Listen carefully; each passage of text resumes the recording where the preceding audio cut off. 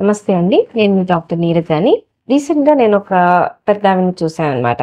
ఆవిడేంటి అంటే రీసెంట్‌గా జ్వరం వచ్చింది. తర్వాత 2, 3 రోజుల తర్వాత నడవలేకపోతుందనమాట. సో, మనకి ఫస్ట్ ఏమనిపిచ్చిదంటే ఫీవరొచ్చింది కదా!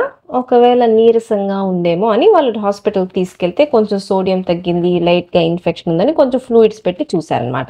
నెక్స్ట్ డేకి చూస్తే మంచం మీద నుంచి లేవలేకపోయింది. ప్లస్ చేతులు కూడా కదల్చలేకపోయిందనమాట. అప్పుడు అర్థమైంది. ఇది చూడటానికి ఏదో 2 వైపులా కొంచెం హ్యాండ్ మూవ్‌మెంట్స్, లెగ్ మూవ్‌మెంట్స్ పోయాయి. ఇదేదో పారాలిసిస్ లాగా ఉందని. అప్పుడు వెంటనే నా దగ్గరకొచ్చారనమాట.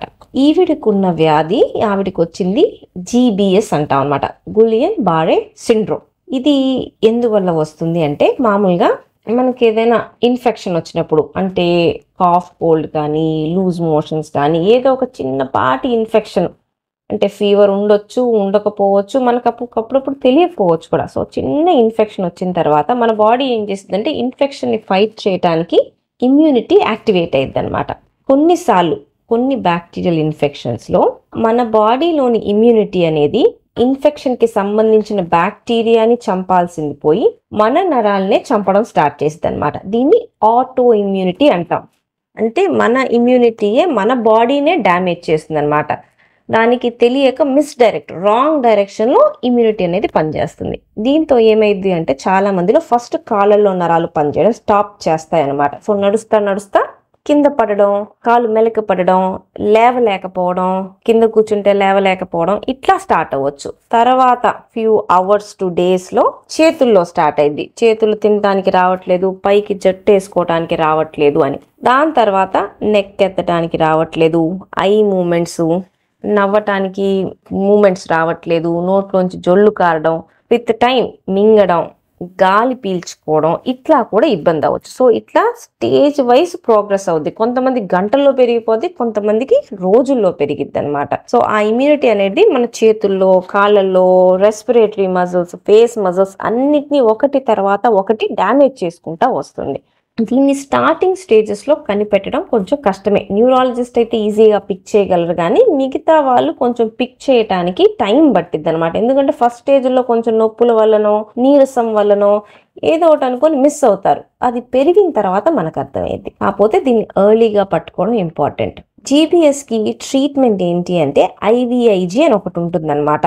అది మనము ప్లాస్మా నుంచి తయారు చేసే ఇమ్యూనోగ్లోబులిన్స్ అన్నమాట. ఇవి మన ఇమ్యూనిటీని తగ్గించడానికి హెల్ప్ అవుతాయి. సో, జరిగే డ్యామేజ్ని మనం టాప్ చేయటానికి ఈ ఐవీఐజీ అనేది ఇంపార్టెంట్. దీంట్లో ఇంపార్టెంట్ ఏంటి అంటే జరుగుతున్న డ్యామేజ్ని స్టాప్ చేసిద్ది. రివర్స్ చేయడం దీని వల్ల కాదు, జస్ట్ పెరగడాన్ని ఆపటానికి మనకు ఐవీఐజీ అవసరం అన్నమాట. చాలా మంది స్టార్ట్ అయ్యి వెంటిలేటర్లోకి వెళ్ళిపోయే లోపు ఐవీఐజీ అనేది మనం స్టార్ట్ చేయాలి. ఎందుకంటే పెరిగిన తర్వాత పేషెంట్ బ్రీతింగ్ ఇబ్బంది అయిందంటే వెంటిలేటర్ పెట్టాల్సిందే. వెంటిలేటర్ పెట్టిన తర్వాత రికవరీ అనేది చాలా టైం పట్టింది. కాబట్టి ఎర్లీ స్టేజెస్లోనే మనం డయాగ్నోస్ చేసి ఐవీఐజీ ఇస్తే వెంటిలేటర్ వరకు వెళ్ళేది తగ్గించవచ్చు. సో, ఈ ఇంజెక్షన్స్ అనేది వెయిట్ని పట్టి క్యాల్కులేట్ చేసి ఒక 5 days ఇస్తాం. ఇంజెక్షన్స్ ఎక్స్పెన్సివ్, లక్షల్లోనే అవుతాయి. 3 lakhs, 4 lakhs అట్లా అవుతాయి అన్నమాట. సో, మనం టైంకి కరెక్ట్గా ఇంజెక్షన్ స్టార్ట్ చేస్తే డిసీజ్ పెరగడం చాలా మందిలో అక్కడితో ఆగిపోతుంది. మరి ఇంప్రూవ్మెంట్ ఎట్లా వస్తుంది అంటే ఒకసారి పెరగడం ఆగిపోయిన తర్వాత ఇంకా ఇంప్రూవ్మెంట్ అనేది ఫిజియోథెరపీతోనే వస్తుందన్నమాట. అంటే ఎక్సర్సైజెస్, ఫిజియోథెరపీ వాళ్ళు రోజు ఎక్సర్సైజెస్ చేయిస్తూ ఉంటే కొంతమందికి వీక్స్లో, కొంతమందికి మంత్స్లో అట్లా ఇంప్రూవ్మెంట్ వస్తుంది. సో, జీబీఎస్ అనేది కొంచెం రేర్ డిసీజ్. కాకపోతే మనం టైంకి కనిపెట్టి దీనికి ఎక్స్పెన్సివ్ అయినా సరే ఈ ఐవీఐజీ వాడుకోవాలి. కొంతమందిలో ప్లాస్మాఫెరెసిస్ అనే వేరే ఆప్షన్ ఉందన్నమాట. అంటే బ్లడ్ని ఫిల్టర్ చేస్తాం, ఇమ్యూనోగ్లోబులిన్స్ని ఫిల్టర్ చేయడం అనమాట. సో, ఐవీఐజీ కానీ ప్లాస్మాఫెరెసిస్ కానీ ఇది తీసుకుంటా దాని తర్వాత లాంగ్ టర్మ్ ఫిజియోథెరపీ చేయించుకుంటే చాలామంది జీబీఎస్ నుంచి రికవర్ అవుతారు.